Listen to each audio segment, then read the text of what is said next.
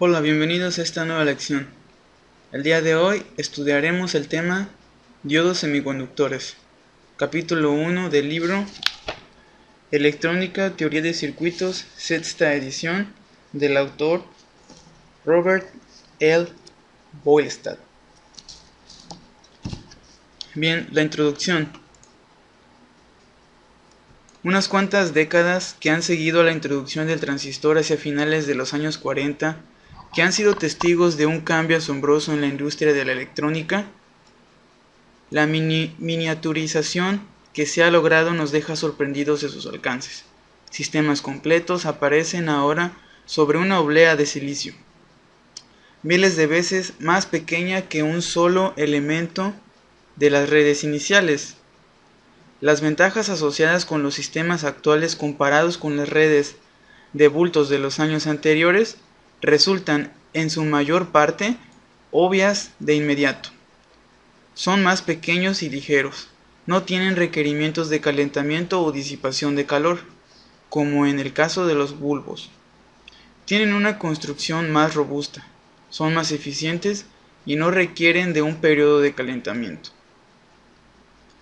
La miniaturización desarrollada en los años recientes ha dado por resultado sistemas tan pequeños que ahora el propósito básico del encapsulado solo es obtener algunos medios para manipular el dispositivo y asegurar que las conexiones permanezcan fijas en forma adecuada en la base del semiconductor.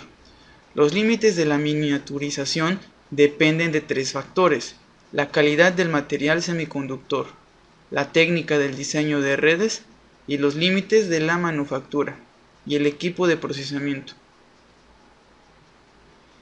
El diodo ideal. El primer dispositivo electrónico que se presenta es el que se denomina diodo, el más sencillo de los dispositivos semiconductores, pero que desempeña un papel muy importante en los sistemas electrónicos.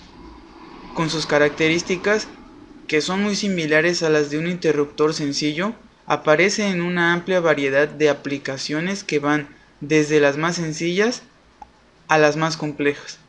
Además de los detalles de su construcción y características, los datos y gráficas importantes se encontrarán en las hojas de especificaciones y también se estudiarán con objeto de asegurar una comprensión de la terminología que se utiliza, aparte de demostrar la riqueza de la información que los fabricantes suelen proporcionar.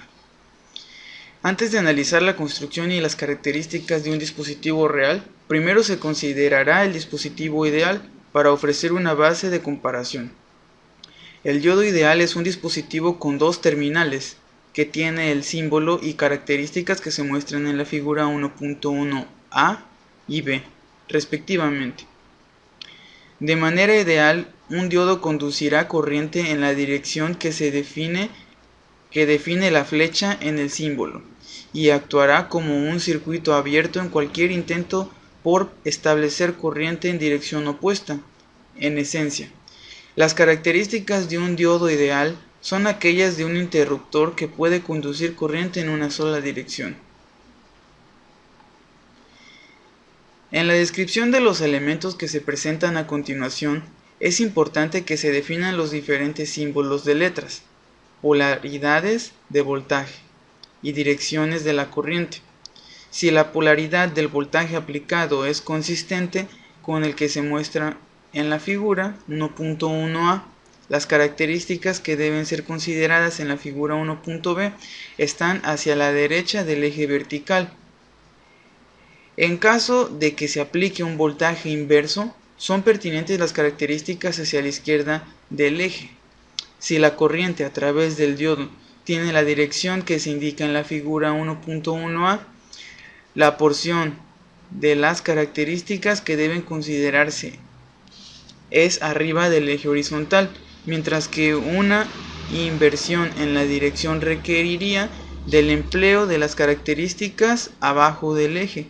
Para la mayoría de las características de los dispositivos que aparecen en este libro, la ordenada o eje Y será el eje de la corriente, en tanto la abscisa o eje X será el eje del voltaje.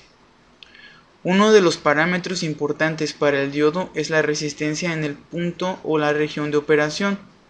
Si se considera la región de conducción definida por la dirección de I subíndice D y la polaridad de B subíndice D en la figura 1.1a, el cuadrante superior derecho de la figura 1.1b, se deduce que el valor de la resistencia directa R subíndice F, según lo define la ley de Ohm, es R subíndice F es igual a B subíndice F entre la corriente subíndice F. Que esto es igual a 0 volts entre 2,3 mA, solo un valor positivo, y eso va a ser igual a 0 ohms, es decir, cortocircuito. Donde el voltaje subíndice F es el voltaje de polarización directa a través del diodo y la corriente subíndice F es la corriente a través del diodo. Por tanto, el diodo ideal es un circuito cerrado para la región de conducción. Si ahora se considera la región de potencial negativo aplicado, tercer cuadrante de la figura 1.1b, R subíndice R es igual a B subíndice R entre I subíndice R, lo que es igual a menos 5, menos 20 o cualquier potencial de polarización inversa entre 0 mA, lo que da igual a una indeterminación o un número infinito de ohms, lo cual es igual a un circuito abierto, donde el voltaje subíndice R es el voltaje inverso a través del diodo e I subíndice R es la corriente inversa en el diodo. Por tanto, el diodo ideal es un circuito abierto en la región de no conducción. En resumen, son aplicables las condiciones que se describen en la figura 1.2. Cortocircuito limitado por el circuito y subíndice D es limitada por el circuito. Circuito abierto. I subíndice D es igual a 0, la corriente en el diodo. Figura 1.2, inciso A, estados de conducción. E inciso B, no conducción del diodo ideal según está determinado por la polarización aplicada. Por lo general resulta más sencillo hasta cierto punto determinar si un diodo se encuentra en la región de conducción o de no conducción, al observar la dirección de la corriente I subíndice D que se establece mediante un voltaje aplicado para el flujo convencional opuesto al flujo de electrones. Si la corriente resultante del diodo tiene la misma dirección que la punta de la flecha del símbolo del diodo, este está operando en la región de conducción, según se describe en la figura 1.3a. Si la corriente resultante tiene la dirección opuesta, como se muestra en la figura 1.3b, el circuito abierto equivalente es el apropiado. Figura 1.3a, estados de conducción. Y inciso B, no conducción del diodo ideal, según está determinado por la dirección de la corriente convencional establecida por la red. Como se indicó antes, el propósito inicial de esta sección es presentar las características de un dispositivo ideal para poder compararlas con las características de la variedad comercial. Según se avance a través de las próximas secciones, se deben considerar las siguientes preguntas. ¿Qué tan cercana será la resistencia directa o de encendido de un diodo práctico comparado con el nivel de 0 ohms deseado? ¿Es la resistencia inversa parcial lo suficientemente grande como para permitir una aproximación de un circuito abierto? 1.3. Materiales semiconductores. El término semiconductor revela por sí mismo una idea de sus características. El prefijo semi suele aplicarse a un rango de niveles situado a la mitad entre dos límites. El término conductor se aplica a cualquier material que soporte un flujo generoso de carga. Cuando una fuente de voltaje de magnitud limitada se aplica a través de sus terminales.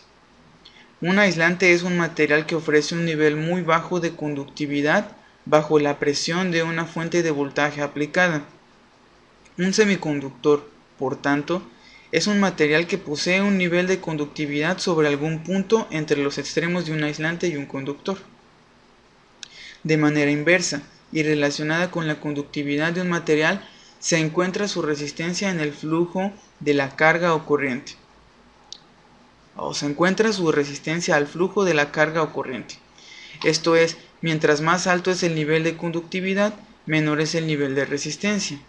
En las tablas, el término resistividad Rho, la letra griega Rho, se utiliza a menudo para comparar los niveles de resistencia de los materiales en unidades métricas. La resistividad de un material se mide en ohms centímetro o ohms metro.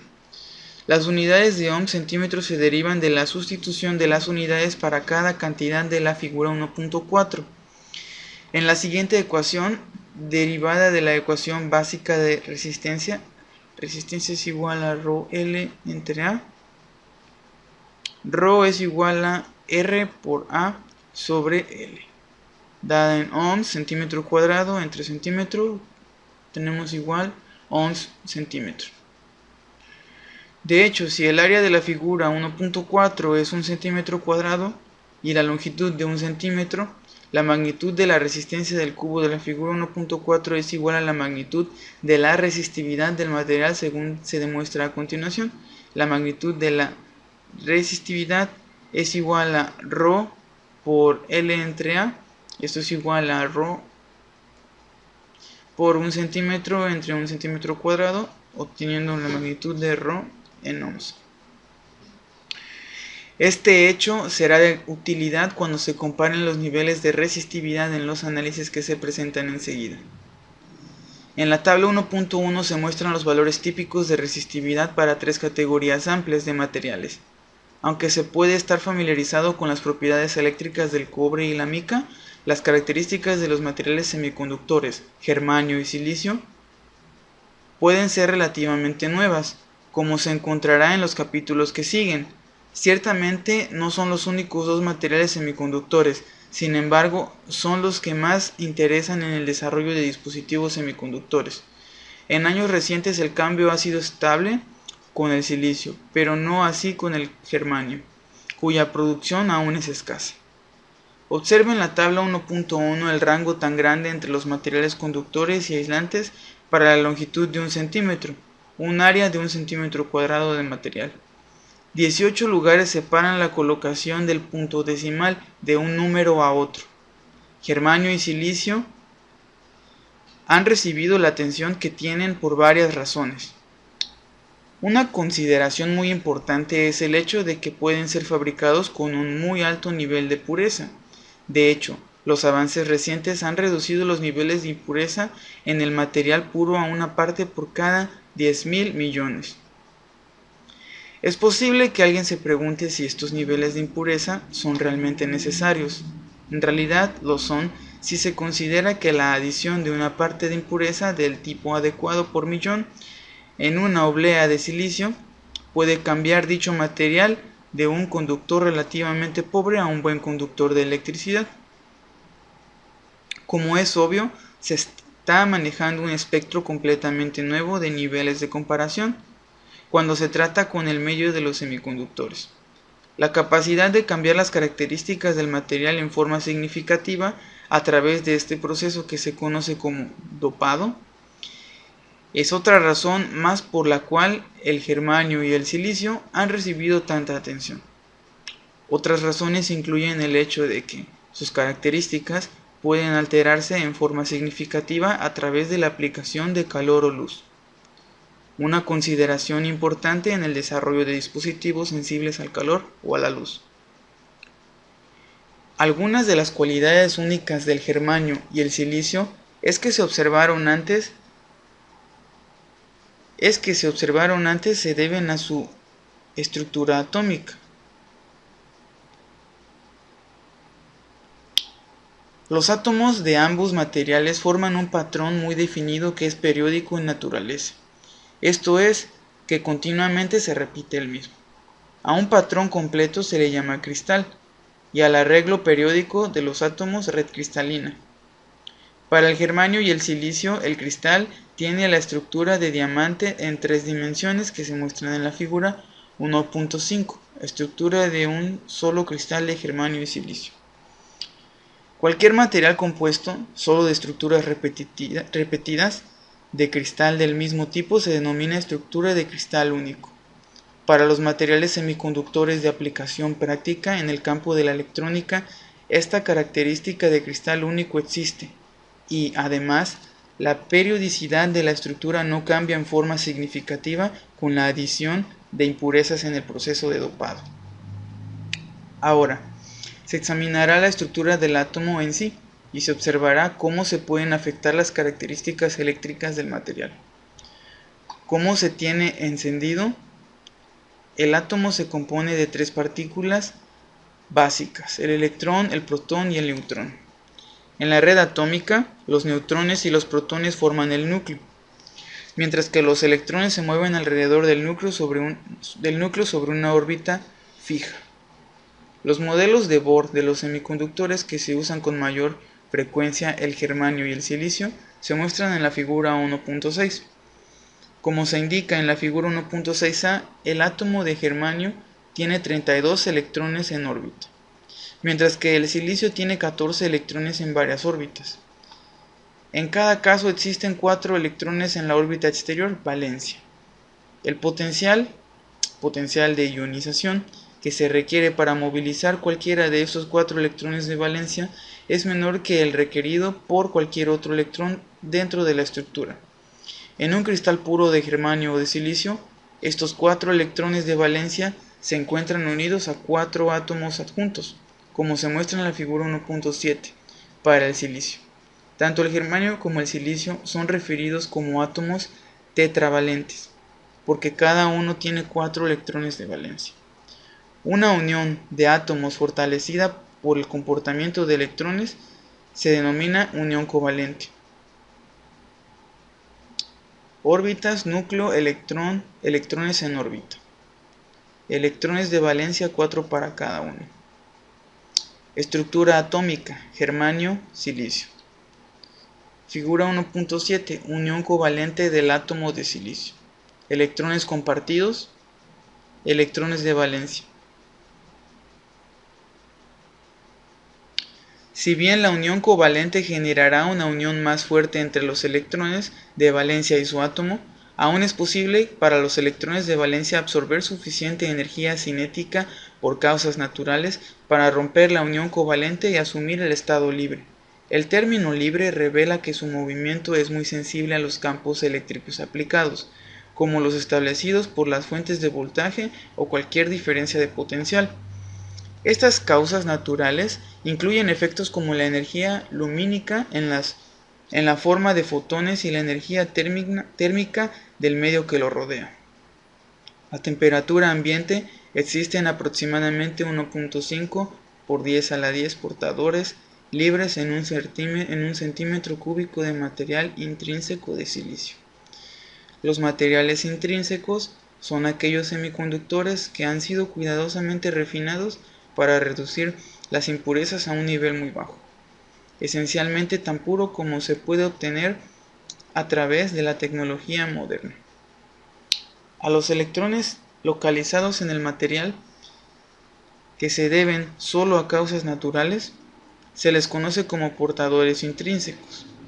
A la misma temperatura, el material intrínseco de germanio tendrá aproximadamente 2.5 por 10 a la 13 transmisores libres por centímetro cúbico.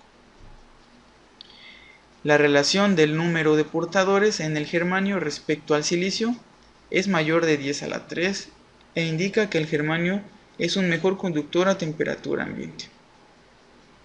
Esto puede ser cierto, aunque en el estado intrínseco ambos aún son considerados conductores pobres. Observe en la tabla 1.1 cómo la resistividad también difiere por una relación de aproximadamente 1000 a 1 con el silicio, teniendo, por tanto, un mayor valor. Por supuesto, este debe ser el caso, debido a que la resistividad y la conductividad son inversamente proporcionales. Un incremento en la temperatura de un semiconductor puede generar un incremento sustancial en el número de electrones libres en el material. Según aumenta la temperatura desde el cero absoluto, 0 Kelvin, un número mayor de electrones de valencia absorben suficiente energía térmica como para romper la unión covalente y contribuir así al número de portadores libres, según se describió antes. Este mayor número de portadores aumentará el índice de conductividad y generará un menor nivel de resistencia. Se dice que los materiales semiconductores como el germanio y el silicio, que muestran una reducción en resistencia con el incremento en la temperatura, tienen un coeficiente de temperatura negativo. Quizá el lector recuerde que la resistencia de casi todos los conductores se incrementará con la temperatura. Esto se debe al hecho de que el número de portadores en un conductor no se incrementará significativamente con la temperatura, pero su patrón de vibración con respecto a una localización relativamente fija aumentará la dificultad para que los electrones pasen a través de ella. Un incremento en la temperatura, por tanto, genera un aumento del nivel de resistencia y un coeficiente positivo de temperatura.